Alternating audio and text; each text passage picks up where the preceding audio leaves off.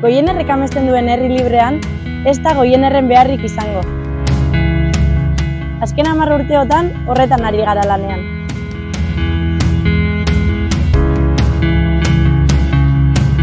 Energia ez dadin izan, ez luxuzko ondasun, ez gutxi batzuk espekulatzeko eta aberasteko arrazoi.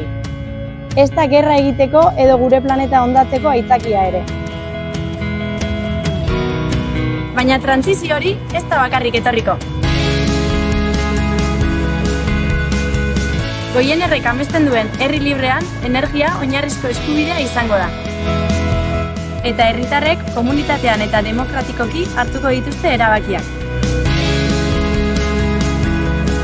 Inor bazterrean utzi gabe eta guztion oinarrizko beharrak asez. Euskaraz eta berdintasunez.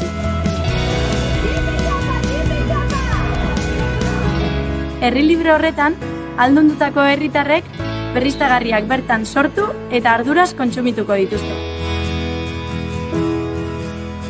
Ingurua zainduz eta errespetatuz. Ondorengoen etorkizuna arriskuan jarri gabe. Non bizi ez badugu, ez da herri librerik izango. Eta zu, prest zaude erabakitzen hasteko?